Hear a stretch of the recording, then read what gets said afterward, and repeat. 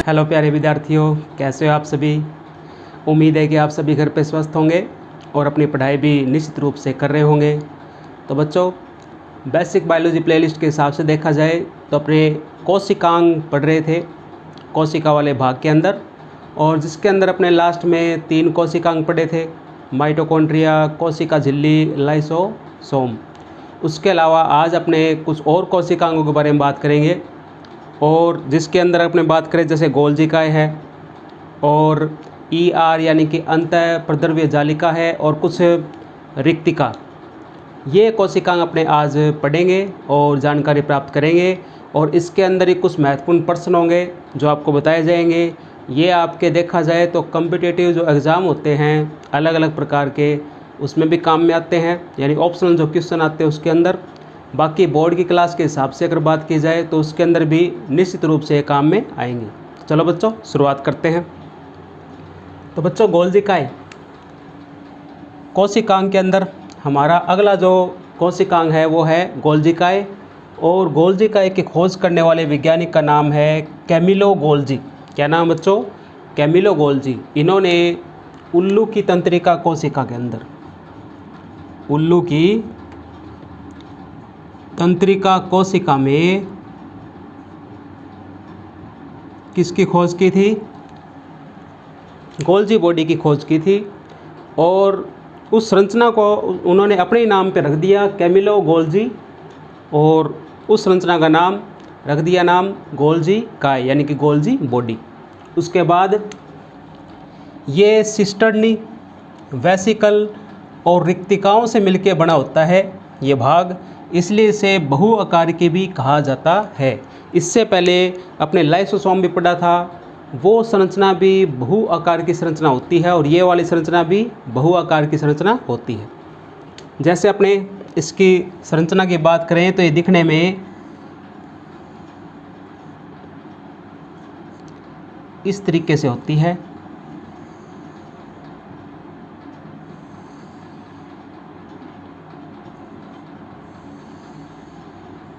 यानी बहुत सारी संरचनाएं होती है जो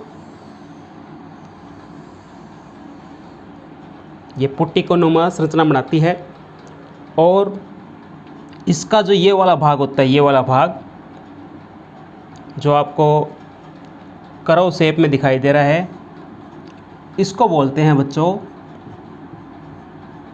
सिस्टर्नी। क्या बोलते हैं बच्चों? सिस्टर्नी बोलते हैं। इसके अंदर ही लिपिड पाया जाता है और साथ में पाया जाता है प्रोटीन।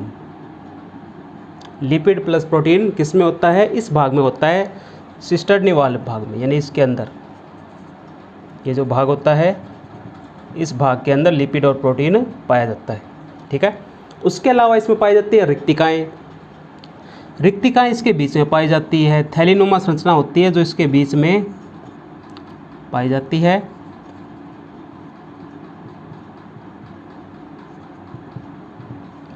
ठीक है, ये हो गई रिक्तिकाएँ, जिनमें स्रावी पदार्थ उपस्थित होता है, पाया जाता है। उसके अलावा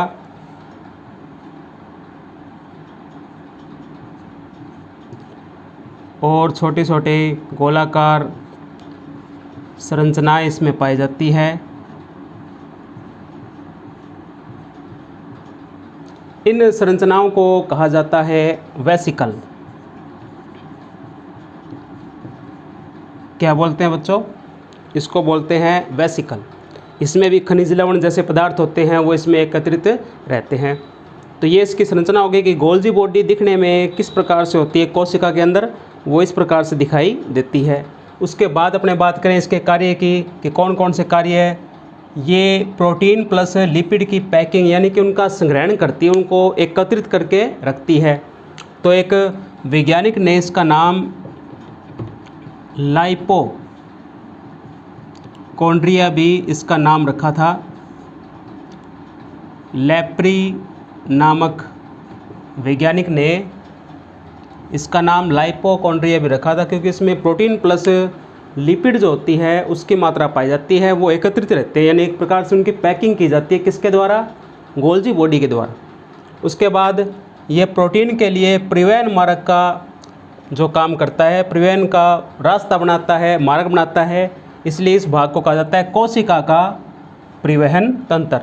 कोशिका का परिवहन तंत्र यानी एक प्रकार से जो ट्रैफिक हवलदार होता है ना, ट्रैफिक हवलदार, कोशिका का ट्रैफिक हवलदार भी किस भाग को कहा जाता है, गोल्जी बॉडी को। ठीक है। उसके बाद अपने बात करें लाइसोसोम का निर्माण किस भाग से होता है, गोल्जी बॉडी से। ये अपने पढ़ा था पहले वाले क्लास के अंदर। अंडों में पीतकों का निर्माण, यानी जो अंडा होता है उसमें बीच वाला यॉक सैक होता है, ये वाला भाग, इसको यॉक सैक बोलते हैं यानी पीतक बोलते हैं, जिसमें प्रोटीन के अलावा वसा की मात्रा भी पाई जाती है। इस भाग का निर्माण किसके द्वारा किया जाता है, गोल्जी बॉडी यानी गोल्जी काय के द्वारा किया जाता है। उसके बाद एक्रोसोम का निर्माण भी किसके द्वारा होता है, गोल्जी बॉडी के द्वारा होता है। एक्रोसोम जो शुक्राणु होता है,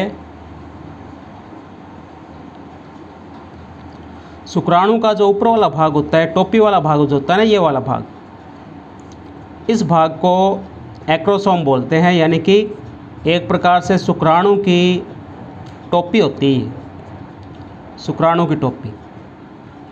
निषेचन के दौरान अंडाणु से शुक्राणु का जो भाग जुड़ता है वो भाग एक्रोसोम ही होता है, यानी कि टोपी वाला भाग ही होता है जो सबसे पहले अंडाणु से जुड़ता है, निषेचन प्रक्रिया करता है।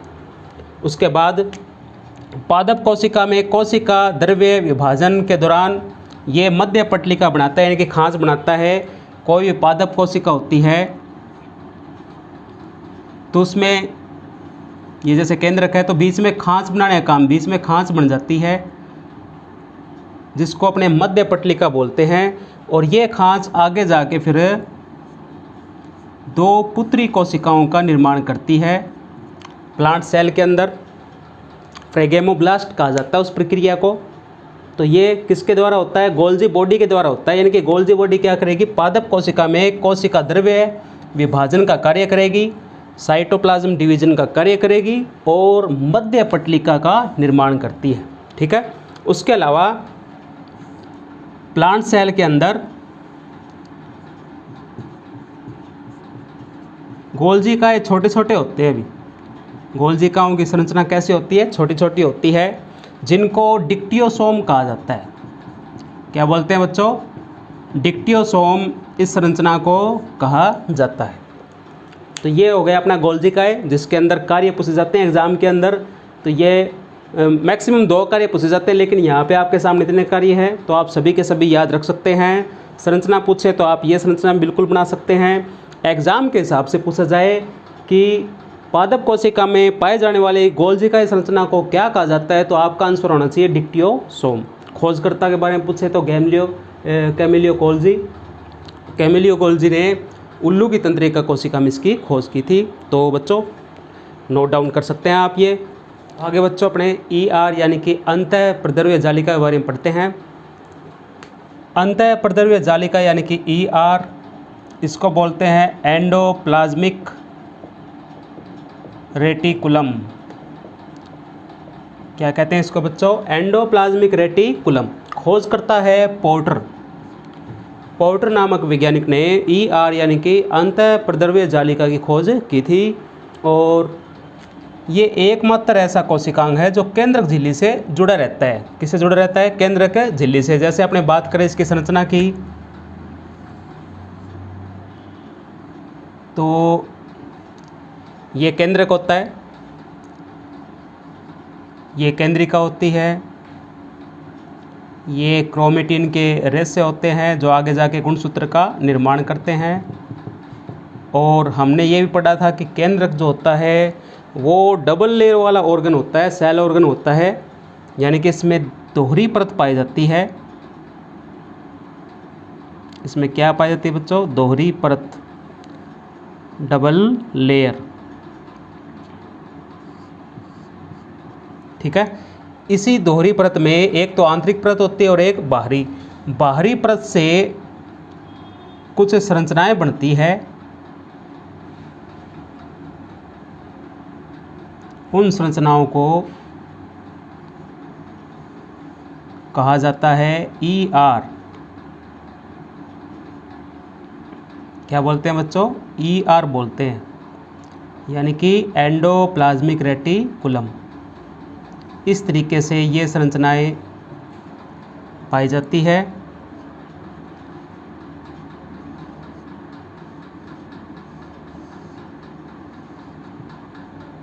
तो ये संरचनाएं इसके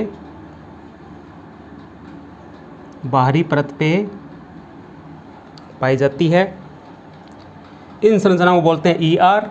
और ये अंतः कोशिकीय परिवहन में सहायक होती है, यानी जो कोशिका का जो आंतरिक परिवहन होता है, कुछ पोषक पदार्थ होते हैं उनका परिवहन आनुवांशिक पदार्थ के रूप में होता है, तो वो भी किसके द्वारा होता है? अंतः कोशिकीय परिवहन, यानी कि ER के द्वारा होता है। कोशिका में यांत्रिक सहारा यानी कि मैकेनिकल सपोर्ट जो होता है वो भी किसके द्वारा होगा? ER यानी कि एंडोप्लाज्मिक रेटिकुलम के द्वारा होगा। और उसके अलावा ये कोशिका का जो अंतः कंकाल होता है,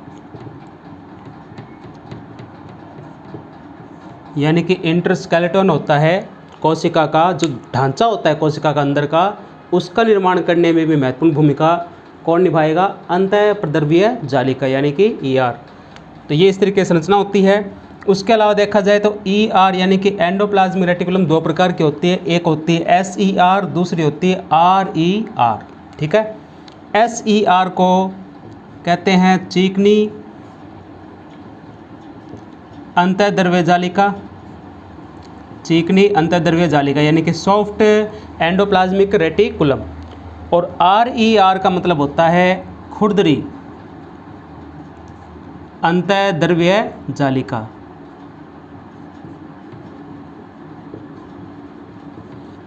जिसे कहते हैं रफ एंडोप्लाज्मिक रेटिकुलम। इसका प्रमुख कार्य होता है वसा का संश्लेषण करना, यानी वसा का निर्माण करना।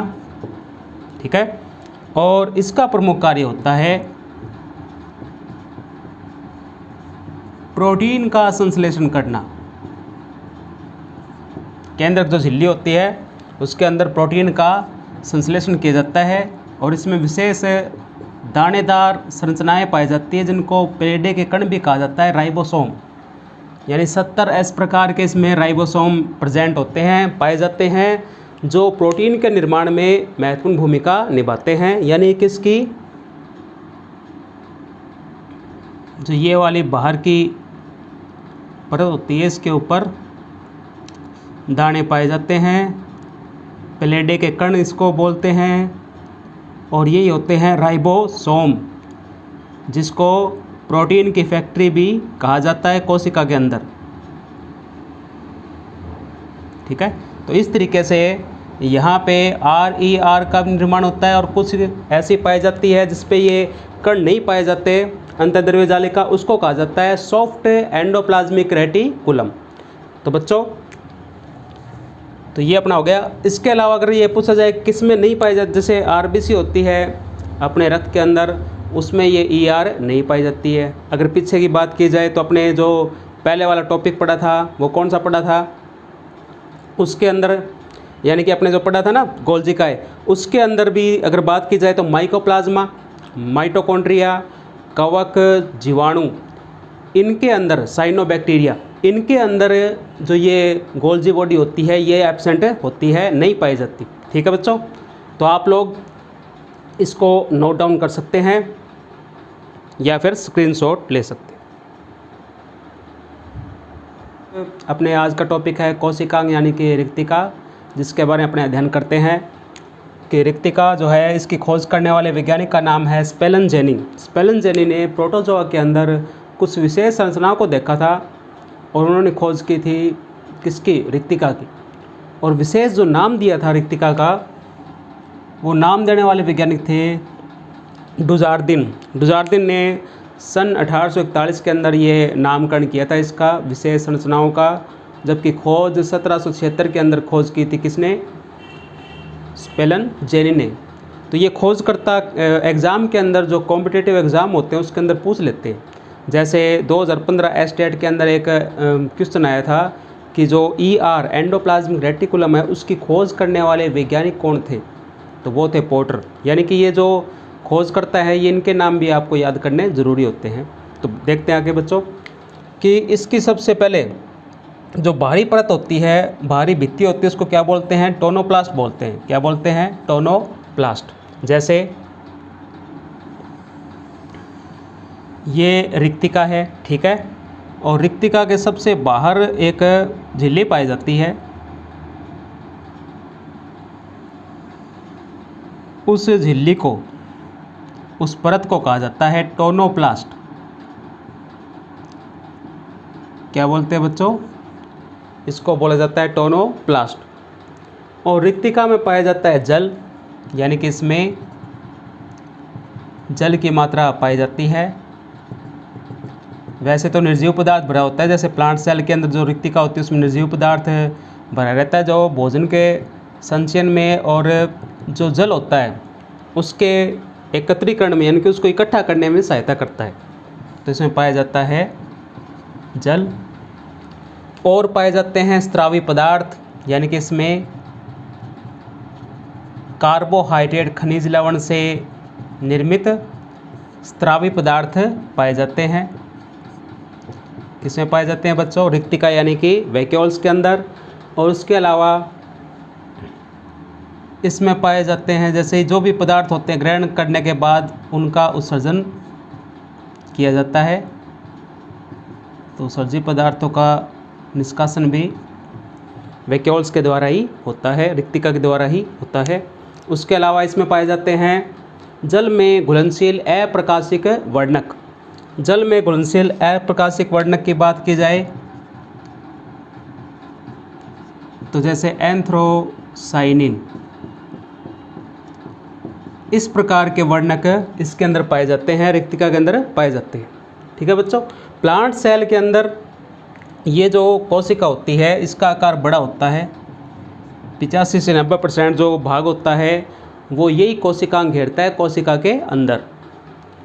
जबकि एनिमल सेल के अंदर इसका आकार क्या होता है? छोटा छोटा होता है, छोटे साइज़ की होती है, क्योंकि पादप कोशिका में जल को इकट्ठा करना, भोजन को इकट्ठा करना, उसको संचित करना आवश्यक होता है।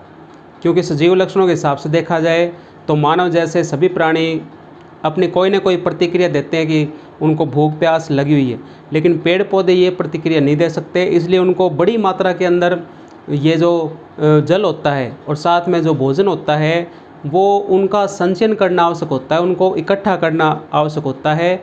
इसलिए इनकी रिक्तिकाएँ क्या होती है? बड़ी होती है। जबकि एनिमल सेल के अंदर इसका आकार क्या होता है? छोटा छोटा होता है। उसके अलावा इसमें कोशिका में फुलाव और जो कठोरता उत्पन्न होती है वो भी किसके कारण होती है? रिक्तिका के कारण होती है। जबकि एनिमल सेल के अंदर इनका प्रमुख कार्य होता है जल संतुलन, जल संतुलन बनाए रखना। कौन बनाए रखता है? रिक्तिकाएँ बनाए रखती है, ये इनके कार्य होते हैं। और वैसे इसमें निर्जीव पदार्थ पाया जाता है प्लांट सेल के अंदर, जो भोजन का और जल का एक प्रकार से उनको इकट्ठा किए रखता है। उसके अलावा आपने बात करें कि रिक्तिकाएँ कितने प्रकार की होती है, तो 3 प्रकार की होती है। जैसे सबसे पहले अपने बात करें खाद्य रिक्तिका, दूसरी गैस रिक्तिका, तीसरी अपने बात करें तो जो प्रासरणीय दाब का नियमन करती है संकुचनशील रिक्तिका, संकुचनशील रिक्तिका। ये 3 प्रकार होते हैं, खाद्य रिक्तिका, गैस रिक्तिका और संकुचनशील रिक्तिका। खाद्य रिक्तिका में सबसे बेस्ट एग्जाम्पल है एक कोशिकीय जीव अमीबा का, क्योंकि अमीबा में खाद्य रिक्तिका भोजन का संचयन यानी कि संग्रहण करती है, जिसे खाद्य रिक्तिका या खाद्य रसधानी भी कहा जाता है। गैस रिक्तिका का बेस्ट एग्जाम्पल है नील हरित शैवाल, नील हरित शैवाल यानी कि साइनोबैक्टीरिया। ये साइनोबैक्टीरिया के अंदर जो ये गैस रिक्तिकाएँ पाई जाती है, ये इनको उत्प्लावता यानी कि पानी के अंदर एक बल लगता है जो वस्तुओं को तैरने में सहायता करता है, ऊपर की ओर उठाता है। तो ये इनको उत्प्लावकता प्रदान करती है। उस बल को उत्प्लावन बल कहा जाता है।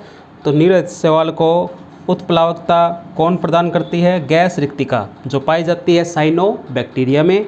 और कुचनशील रिक्तिका का सबसे बेस्ट एग्जाम्पल है, जिसमें रिक्तिका की खोज भी हुई थी, प्रोटोजोआ। प्रोटोजोआ। जितनी भी प्रासरण क्रियाएं होती है, तो प्रासरण क्रियाओं का नियमन, प्रासरण क्रियाओं का नियमन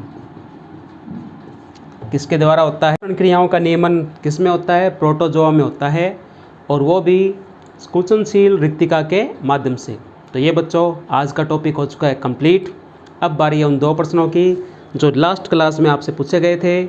और सबसे पहले बारी है नॉन क्वेश्चन की, और वो ये था कि कुफर कोशिकाएं किस में पाई जाती है? तो इसका सही जवाब है लीवर के अंदर, यकृत के अंदर ये पाई जाती है। और लीवर मानव शरीर का सबसे बड़ा जो पाचक ग्रंथि होती है वो मानी जाती है। और जितने भी जीव होते हैं उनमें अगर लीवर पाया जाता है तो उनमें कुफर कोशिकाएं भी पाई जाती हैं। अगला प्रश्न है बच्चों अननोन क्वेश्चन के रूप में, वो ये था कि माइटोकॉन्ड्रिया की जो माइटोकॉन्ड्रिया है उसका नाम अर्धस्वायत्त अंग किसने दिया था? किस वैज्ञानिक ने दिया था? तो उसका सही जवाब है, जिसने कोलिकर के साथ मिलकर इसकी खोज भी की थी, और वो जवाब है अल्टमैन। अल्टमान ने इसकी एक प्रकार से ये कहा था कि ये अर्धस्वायत्त अंग होता है, क्योंकि इसका खुद का डीएनए होता है, वर्ताकार डबल स्टैंडर्ड डीएनए इसमें पाया जाता है, जो राइबोसोम के साथ मिलके इसमें प्रोटीन का संश्लेषण भी करता है। इसलिए इसको अर्धस्वायत्त अंग किसने कहा था? अल्टमान ने कहा था। वैसे बेंडा ने भी इसका नाम दिया था, जिसको बायोप्लास्ट भी कहा जाता है। जो पादप माइटोकॉन्ड्रिया पाए जाते हैं पादप कोशिकाओं में, उनको बायोप्लास्ट भी नाम दिया था। तो ये बच्चों आज के क्वेश्चन कंप्लीट हो चुके हैं। लास्ट में और 2 प्रश्न आपको मिलेंगे। तो बच्चों इस क्लास को, इस वीडियो को जितना हो सके शेयर करो, लाइक करो, और सब्सक्राइब भी ज़रूर करें इसको, क्योंकि इतनी मेहनत लगती है ये सब क्लासें आपके सामने एक प्रकार से पेश करने में। तो आई होप ये टॉपिक भी आपको समझ में आया होगा। तो मिलते हैं अगली क्लास के अंदर। तब तक अपने स्वास्थ्य का ध्यान रखिए और पढ़ाई करते रहें। Take care.